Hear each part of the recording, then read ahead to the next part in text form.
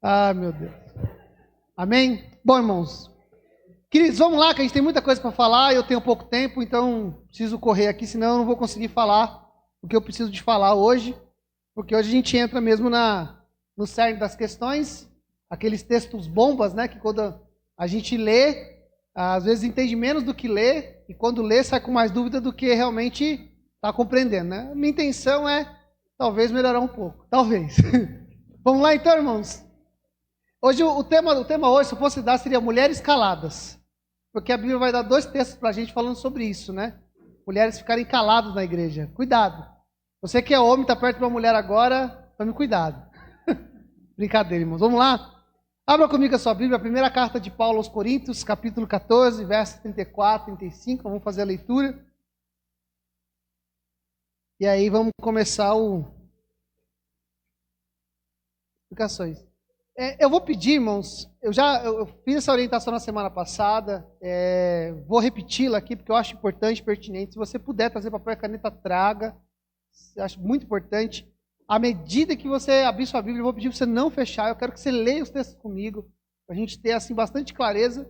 A gente vai procurar fazer o que os teólogos chamam de visão espelhada, né? Entender a Bíblia pela Bíblia, tá? Sem tentar trazer muitas informações externas, históricas. Eu quero focar mais nesse tipo de detalhamento aí, para não parecer que a gente está tentando fazer um subterfúgio histórico para explicar uma coisa, uma visão. Vamos ver a Bíblia pela Bíblia mesma, tá? Então, vamos lá. 1 Coríntios 14, 34, 35 vai dizer o seguinte: as vossas mulheres estejam caladas nas igrejas, porque não lhe é permitido falar, mas estejam sujeitas, como também ordena a lei.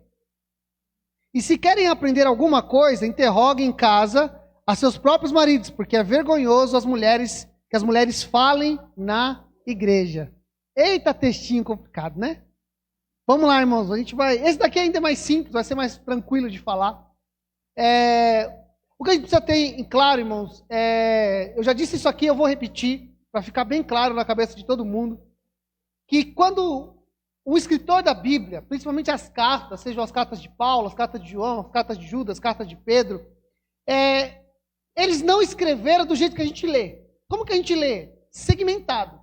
A gente lê por capítulo, por versículo, é a forma em que se encontrou, para a gente encontrar as informações do texto da forma mais simples, mas ele não sentou lá, o apóstolo Paulo não sentou lá e falou assim: vou escrever para os Coríntios, Coríntios capítulo 1, versículo 1, aí ele vai fazer. Não, ele não fez isso, ele sentou e escreveu.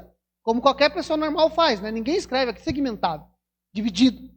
Então o apóstolo Paulo, ele está escrevendo. E ele está passando por uma série de questões. E ele vai entrar no capítulo 14. Então, para nós entendermos por que ele vai chegar nessa fala específica, nós precisamos entender a carta. Paulo está escrevendo uma carta aos Coríntios, porque a igreja de Corinto, ela é uma igreja que cresceu, que avolumou, mas ela tem problemas gravíssimos dentro da sua cultura, dentro do seu... principalmente no que tange a questão do seu culto. Então nós vamos ver, irmãos, que Paulo vai vir falando de algumas coisas, ele vai falar que é uma igreja que tem briga, dissensões, facções, é uma igreja complicada, Paulo vai chegar a dizer que eles são carnais, porque se é entre vós briga, dissensões, facções, vocês são carnais. E quando ele vai entrar lá mais ou menos no capítulo 12, Paulo vai começar a regulamentar a questão dos dons, o uso dos dons na igreja, como isso tem que acontecer. Então Paulo vai começar a regulamentar essas questões. Então ele vai falar acerca dos dons de língua, ele vai falar acerca do dom supremo. O capítulo 14, ele vai fazer especificamente uma forma de como a igreja deve se comportar no culto com relação ao quê? Falar em línguas, interpretar, que é o mesmo que profetizar. Então, línguas mais interpretação de línguas é igual a profecia. Tá? Então, ele estava normatizando isso. Então, olhar para esse texto e dizer assim, o texto está dizendo que as mulheres devem ficar caladas, então, logo, as mulheres não podem falar na igreja. Esse texto é tão levado a sério, irmãos, por algumas linhas de pensamento, que alguns acreditam que as mulheres não podem nem cantar na igreja.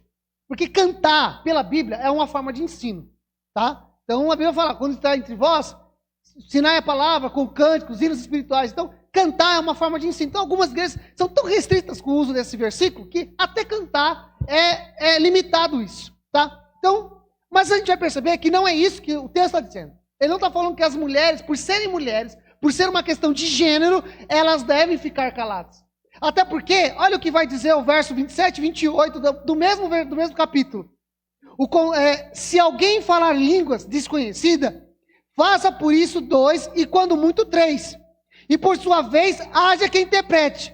Mas se não houver intérprete, esteja calado na igreja e fale consigo mesmo e com Deus. Olha o que está dizendo. Se tiver uma pessoa que vai falar em línguas e não tiver aqui ninguém que interprete, então fique calado. Quem? Todo mundo. Não é uma questão de gênero, é uma questão de ordem. Aqui é uma questão de ordem. Então, Paulo está dando uma questão de ordem aqui, tá bom? Agora, olha o que vai dizer lá no verso 30, 14 e 30.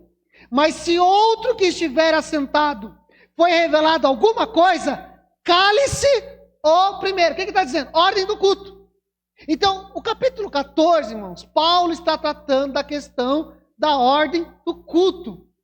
E os irmãos vão lembrar, depois os irmãos podem revisitar o capítulo 14, que Paulo vai dizer que quando alguém profetizar, a igreja deve, então, julgar. E nós vamos entender isso, irmãos, porque assim, isso é muito importante para a gente entender, irmãos. Eu vou explicar por que eu acho muito importante a gente explicar. Primeiro, irmãos, para nós, da Brasil para Cristo, eu acho esse texto muito tranquilo, porque a gente é muito saudável com isso. A gente tem irmãs que ensinam maravilhosa bem, ensinam no púlpito, ensinam de casa em casa, ensinam pela internet, ensinam de tudo que é jeito, então não tem problema com relação a isso. Mas o que a gente precisa entender aqui? Temos que entender que algumas pessoas, existem algumas linhas de pensamento que entendem que as profecias, elas acabaram. Essas profecias registradas aqui, elas não existem mais. Elas foram cessadas, tá bom? Assim como alguns dons cessaram. E essas profecias aqui, elas tinham cunho de escritura. Agora, irmãos, vamos lá. Se isso aqui tinha cunho, se o profetizar tinha cunho de escritura, e era necessário uma validação pela igreja, ou seja, alguém levantava, não é que nem hoje, né? A gente precisa aprender muito ainda nessa área, né, irmãos? Porque hoje, assim, a pessoa chama de profetizar, diz assim, olhe para o seu irmão e profetize. Isso não é profetizar, irmão. Por mais que alguém diga, se alguém fizer aqui na igreja um dia, se alguém vier um pregador, nós vamos ser muito amorosos com a pessoa e vamos respeitar. Mas isso não é profetizar. Virar para alguém e dizer assim, vire para o seu irmão e diga, a sua vida vai ser uma bênção. Profetize na vida dele. Irmãos, isso não é profecia. Isso pode ser bom desejo, bom grado, boa vontade. Pode até ser o desejo da tua alma de verdade, mas isso não é profecia. Não é profecia. A profecia, ela tem por caráter revelar uma verdade de Deus, um caminho, uma ideia de Deus, o que Deus quer na frente ou o que Deus vai fazer lá na frente. E procurar trazer alinhamento para a igreja. Então, algumas pessoas entendem que essas profecias, que eram validadas pela igreja para ver se o que ele estava sendo profetizado estava de acordo com as escrituras, ela tinha validade para a vida da igreja. Para a vida da igreja. Agora, que interessante, irmãos, porque Paulo vai dizer a essa mesma igreja, em Coríntios, que a mulher pode orar em público e a mulher também profetiza. Olha, se a profecia ela tem esse cunho tão importante, não significa então que as mulheres devem ficar caladas. Porque ela ora, porque ela profetiza. Então o que Paulo está fazendo aqui? Paulo está regulamentando. Porque ele não está dizendo apenas para as mulheres ficarem caladas. Ele está falando assim, as mulheres devem ficar caladas e perguntar para os seus maridos em casa. E aqui, irmãos, eu tentei não falar essa frase, mas eu vou ser obrigado a falar. Porque ela martelou na minha cabeça. Porque às vezes eu ouço, e aí, quando eu falo ouço, eu ouço no geral. Algumas pessoas falam assim, não, a mulher não pode falar, porque ela tem que ficar calada, tem que perguntar para o marido. Aí eu falo, bom, se as mulheres então precisam sentar e ficar caladas, então alguns homens precisam se levantar e começar a falar.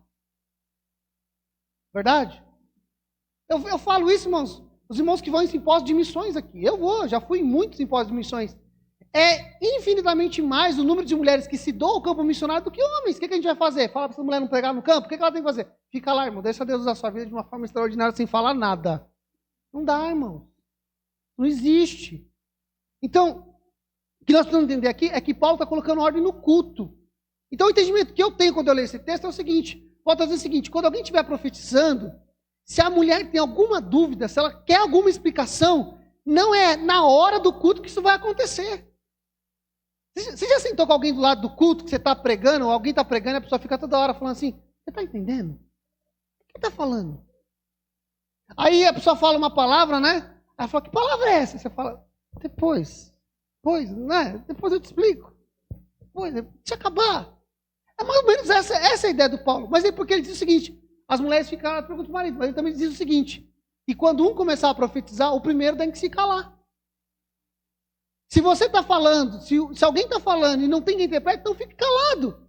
Então o que Paulo está estabelecendo aqui é a ordem no culto. Então capítulo 14, quando ele fala que as mulheres devem ficar caladas e perguntam em casa, Paulo está normatizando a questão do culto. Amém, irmãos? Está claro? Então tá bom. Agora vamos para o texto que não é tão claro. Tá bom? Vamos começar mais tranquilinho, né? Aí tranquilinho, mas moleza. Vamos para mais difícil. Abram lá comigo a sua Bíblia, 1 Timóteo capítulo 2, versos 11 e 15. Porque aqui é que o negócio pega.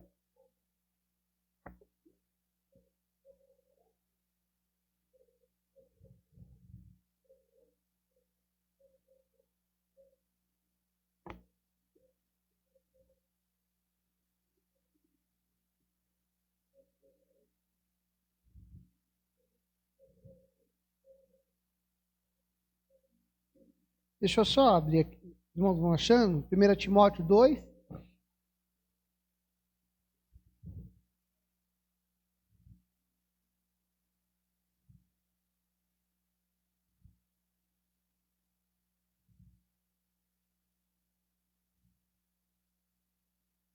Eu vou ler esse versículo primeiro que eu citei para os irmãos, depois a gente vai fazer uma olhada no texto, tá? Mas vamos lá.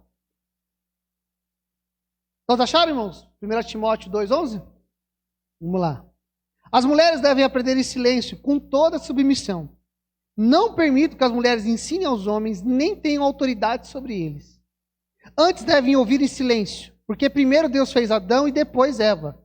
E não foi Adão enganado. A mulher é quem foi enganada. E o resultado foi o pecado. Mas as mulheres serão salvas, dando luz a filhos, desde que continuem a viver na fé, no amor e na santidade com discrição. Amém, irmãos? Cri, cri.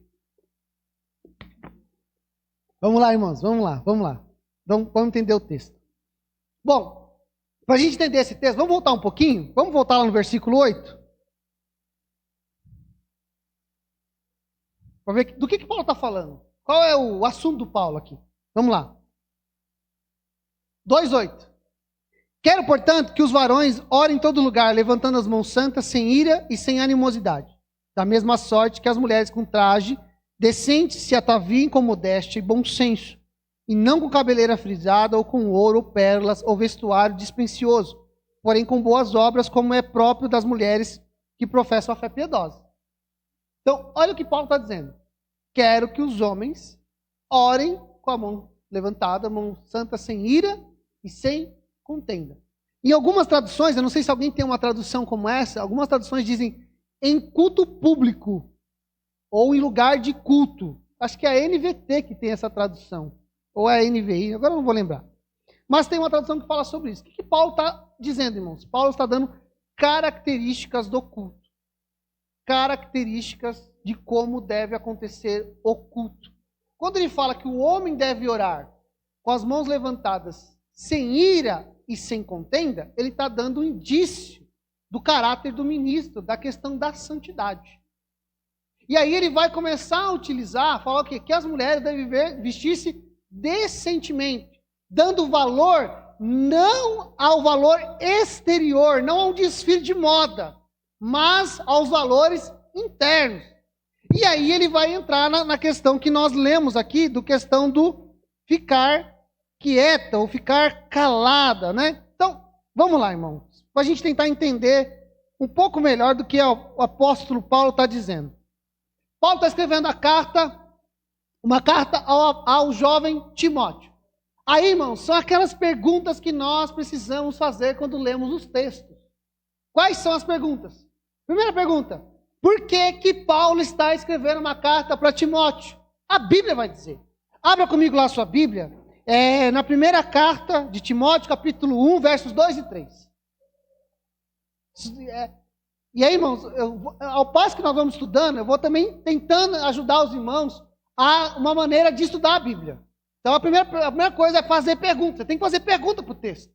Então, por que Paulo escreveu uma carta para Timóteo? Versículo 2, versículo 3, eu vou explicar. Diz o seguinte: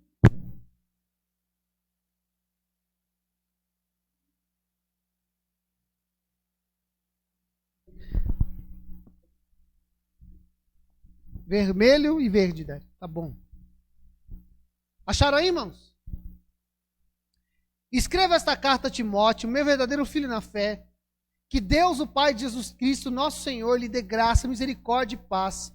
Quando partir para a Macedônia, pedi a você que ficasse em Éfeso e advertisse certas pessoas que não ensinassem coisas contrárias à verdade. Olha só, irmãos, então vamos lá. Paulo está escrevendo uma carta a Timóteo, e aonde Timóteo está? Em Éfeso. Timóteo está em Éfeso. Qual o motivo da escrita de Paulo a Timóteo?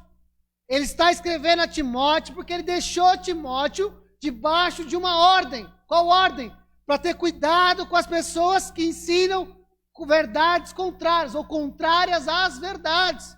Então Timóteo é colocado em Éfeso para ser combativo. Ele está lá para estabelecer a verdade de Deus naquele lugar, ensinar aquela igreja. Então vamos lá. Então nós já fizemos a primeira pergunta. Por que Paulo escreveu? Escreveu porque ele colocou Timóteo para estabelecer as verdades naquela cidade. Ok. Quem é a cidade de Éfeso? A Bíblia vai responder para a gente. O que aconteceu nessa cidade? Na cidade de Éfeso acontece um grande avivamento. Paulo chega na cidade de Éfeso, fica lá por aproximadamente 3 anos, há um grande mover nessa cidade. Olha o que a Bíblia vai dizer em Atos capítulo 19, versos 18 e 19.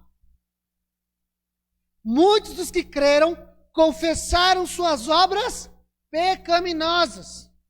Vários deles que haviam praticado feitiçaria trouxeram seus livros de encantamentos e os queimaram publicamente. O valor dos livros totalizou 50.000 moedas de prata. Agora, irmão, vamos lá. E aí a gente vai precisar fazer um exercício de imaginação aqui, de lógica. Bom, vamos lá, irmãos. Quando nós, e os irmãos que fazem aqui o discipulado, vão saber isso de primeira. Quando a gente recebe Jesus, vamos usar nesses termos, quando a gente recebe Jesus, confessa Jesus, nós entramos em alguns processos diante de Deus. Um deles é a justificação, ok? Todos lembram? Processo de justificação? Um ato único, declarado. Deus, nós somos declarados justos diante de Deus. Mas ao mesmo passo acontece um segundo processo. Que processo que é esse? Qual? Santificação. E esse acontece no ato, na hora a pessoa é santificada. Ele é o quê? Processo. Agora nós estamos olhando para uma igreja, para um pessoal que está chegando para o apóstolo Paulo, está confessando pecado. Está pegando um livro de feitiçaria e está queimando. Estão confessando o Senhor Jesus Cristo. Entende que agora eles entraram no processo de santificação. Mas eles ainda levam com eles, como nós também levávamos e levamos com nós, ainda algumas coisas que estão em processo de melhoria, que nós chamamos de santificação. Nós chamamos não, a Bíblia chama de santificação. Agora, preste atenção, irmãos. Preste bem atenção. Paulo esteve na cidade de Éfeso 3 anos. Foi embora, deixou Timóteo. Por quê? Porque ainda existiam coisas que eles precisavam estabelecer acerca de falsos ensinos. Estão acompanhando? Estão entendendo o contexto? A Bíblia está explicando a Bíblia para a gente. Agora, quais eram um desses problemas? Vamos lá na segunda carta de Paulo ao Timóteo, capítulo 3, versos 5 ao 7. Vamos tentar entender um pouquinho melhor esse negócio. Diz assim, ele está falando sobre os últimos dias, irmãos. Como serão os homens nos últimos dias? Serão religiosas, apenas na aparência, mas rejeitarão o poder capaz de lhe dar verdadeira devoção. Fique longe de gente assim.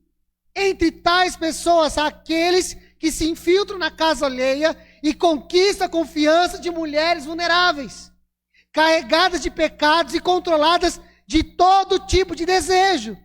Mulheres que sempre estão em busca de novos ensinos, mas jamais conseguem entender a verdade. Esse é o contexto aqui, irmão. Então, os irmãos estão conseguindo enxergar um cenário? Está ficando mais claro o cenário? Então, está dizendo o seguinte, olha, existem algumas mulheres que sempre querem aprender, sempre querem mais ensinos, mas nunca chegam à verdade. Eu estava lendo esse texto, irmãos, eu dei risada, porque ainda hoje é assim. E aí não é uma questão de mulher ou de homem. Tem gente que se apega, irmãos, à vírgula do texto, se agarra à vírgula do texto, mas não consegue entender a verdade do texto. Tem gente que fica brigando com a Bíblia para falar que lá no Gênesis que as filhas dos homens se envolveram com as filhas dos anjos, e aí fala que por causa disso nasceu gigantes, e aí quem são esses anjos caídos? São os rufinins, são anjos, e eles querem explicar uma coisa que a Bíblia não explica, mas não conseguem enxergar a verdade clara das Escrituras. É gente que fica querendo aprender mais, além do que convém, mas não consegue enxergar a verdade. Agora, irmãos, vamos lá. Aí a gente vai precisar dar um dado histórico que eu acho importante. Porque em Éfeso, e a Bíblia vai falar sobre isso, houve uma grande confusão na cidade de Éfeso. Por quê? Porque os homens que faziam as imagens, esculturas de uma deusa chamada, então havia um culto, e era um culto a uma deusa, e aí no caso uma mulher, chamada Diana, que é conhecida como a deusa da caça. Então, irmãos, agora, só um dado histórico, eu só vou usar esse dado histórico porque a nossa referência vai ser sempre bíblica. A deusa, dentro do templo, a deusa Diana, era comum haverem mulheres no serviço sacerdotal, sacerdotisas. Então, irmãos, vamos lá. A gente agora vamos voltar no texto, diante de tudo isso que a gente tem de informação aqui. Por que Timóteo está lá, como é que se deu a conversão dos irmãos lá, e quais são as coisas que Timóteo ainda tem que combater segundo as cartas de Paulo. Agora vamos voltar de novo no texto. Ele vai dizer assim: as mulheres devem aprender em silêncio e com toda a submissão. Essa palavra silêncio aqui, irmãos, não significa calada. Essa palavra aqui significa tranquilamente. Não é calada. A gente já entendeu, irmãos, que a mulher pode falar no culto público. Ela pode orar, ela pode profetizar. Então, aqui no sentido não é restrito, não é ficar calada toda hora porque a mulher. Não é isso. Aqui essa palavra significa tranquilamente. E aí eu quero dizer, não é só a mulher não, o homem também tem que ficar calado também na hora do ensino. Né? Então, tá tudo certo. Agora, ele diz assim, aí é aqui que o negócio pega. Não permito que mulheres ensinem aos homens, nem que tenham autoridade sobre eles. Então, irmãos, primeira coisa, vamos lá. O contexto que a gente leu aqui, pela história que a gente está entendendo, eu tenho um entendimento que Paulo está combatendo que exista no meio deles pessoas querendo ensinar no meio da igreja.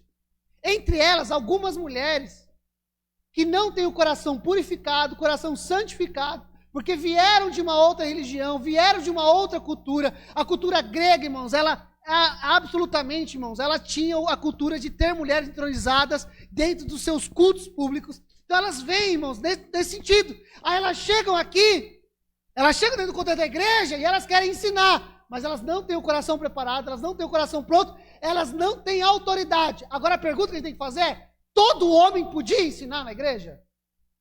Não. Não.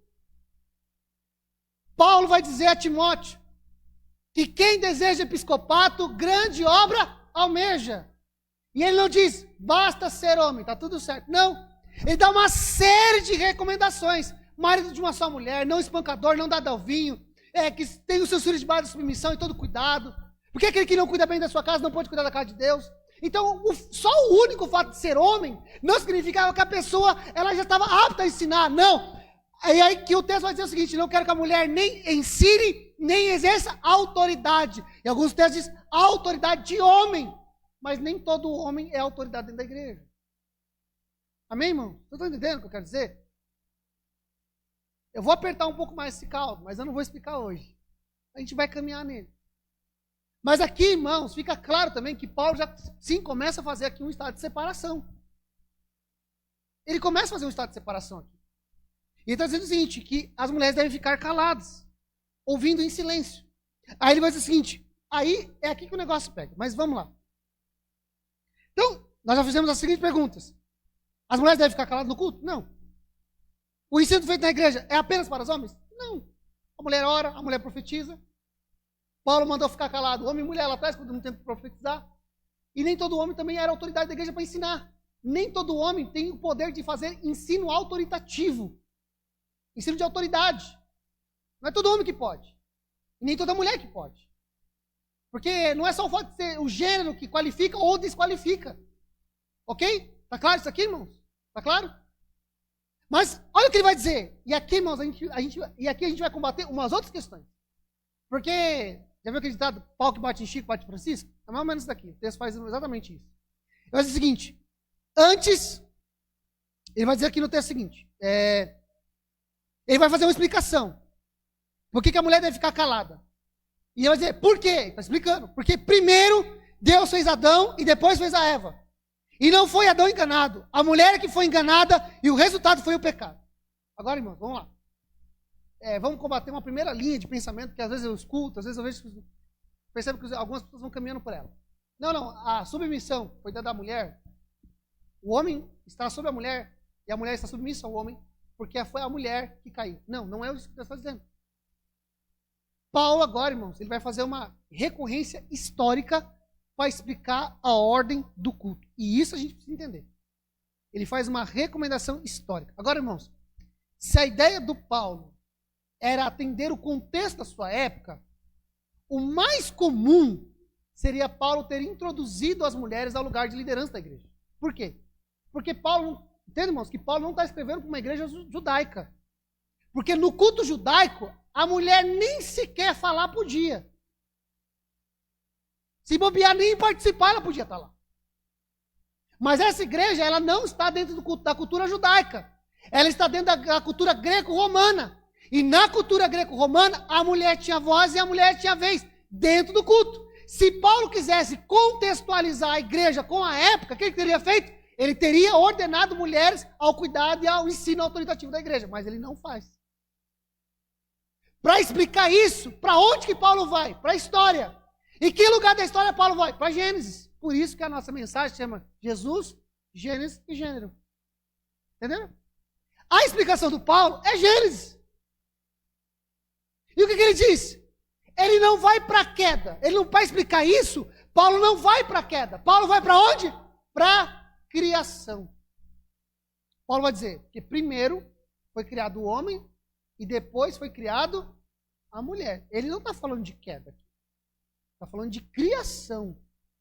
Depois ele vai dizer da queda. Então Paulo ele vai remeter à questão da criação e da queda. E por que é importante, irmãos? Porque, irmãos, submissão não é um castigo de Deus dado à mulher, irmão. Pelo amor de Deus, se alguém pensa isso, pelo amor de santo Deus, tira isso da sua cabeça no dia de hoje, em nome de Jesus. Submissão não é um castigo de Deus dado à mulher porque ela pecou. Não é isso. Porque Deus estabeleceu isso antes da queda. Antes da queda. Então, e aí para mim, irmãos, bate muito nessa questão aqui. Nessa questão aqui. E eu vou terminar que a gente vai continuar na semana que vem. Tá bom? Vamos ficar de pé?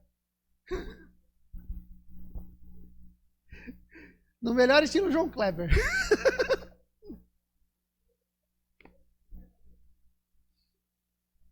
É muita informação, irmãos. Então vamos devagarzinho. É muita informação, vamos devagarzinho. Hã? Foi dado? É o melhor estilo. A intenção, irmãos, é que a gente vá olhando os textos passo a passo. Tá bom? A gente precisa entender os textos e aplicar os seus princípios. Tá bom? Então, como a gente vai... Porque esse texto, irmãos, ele vai nos abrir para a gente falar sobre submissão. E aí eu quero trabalhar esse texto com muito mais calma na próxima semana. Tá? Então, o que tem que ficar claro para nós hoje é que em nenhum momento, irmão, das Escrituras diz que a mulher não pode ensinar. Porque se a mulher não pudesse ensinar, eu tinha que acabar com o ministério feminino.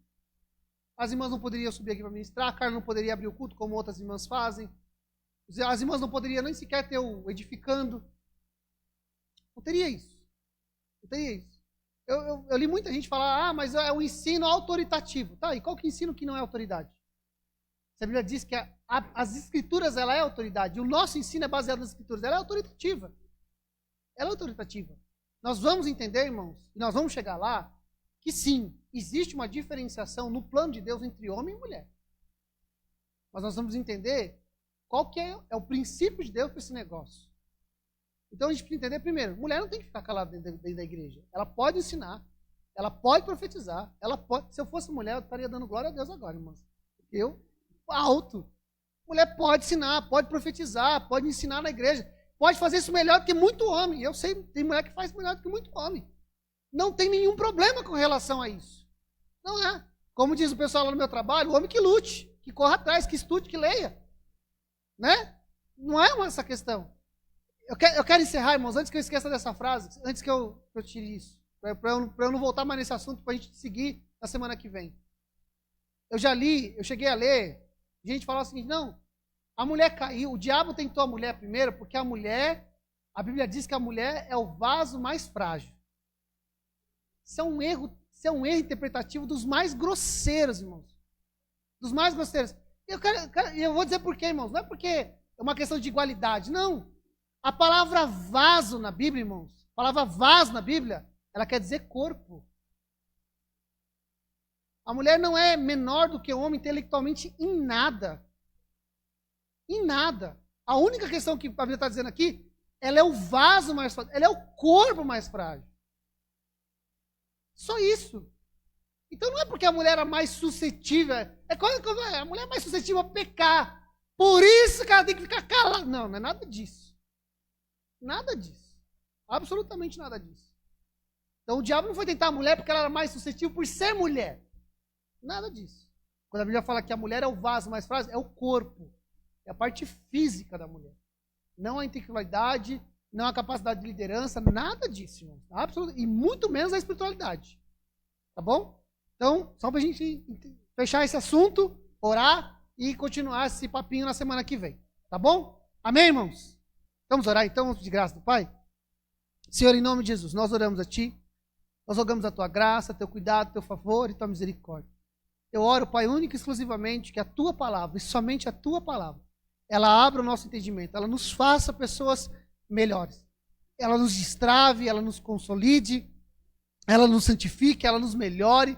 Eu oro, Pai, único e exclusivamente que a Sua palavra, Senhor amado, ela seja verdadeiramente lâmpada para os nossos pés, luz para os nossos caminhos, que ela nos limpe, que ela nos santifique, que ela nos traga a verdade do coração de Deus. Eu oro a Ti, Senhor. Pai, eu peço que o Senhor nos dê graça, que o Senhor nos dê paciência e que o Senhor nos dê compreensão, Senhor. Pai, em nome do Senhor Jesus Cristo. E à medida que a gente vai conhecendo, à medida que a gente vai aprendendo, Senhor, nos torne mais mansos, nos torne mais humildes, nos torne, ó Pai amado, mais empáticos. Essa é a minha oração com relação ao tema que temos trabalhado, aquilo que temos estudado. E eu peço, Senhor, que o Senhor nos dê graça como igreja do Senhor Jesus Cristo. Abençoe a cada um de nós nessa área e abra o nosso entendimento e o nosso coração para recebermos, ó Pai, humildemente, genuinamente, a palavra do Senhor. Assim eu oro, assim eu te peço e assim eu te agradeço, em o nome do Senhor Jesus Cristo. Amém?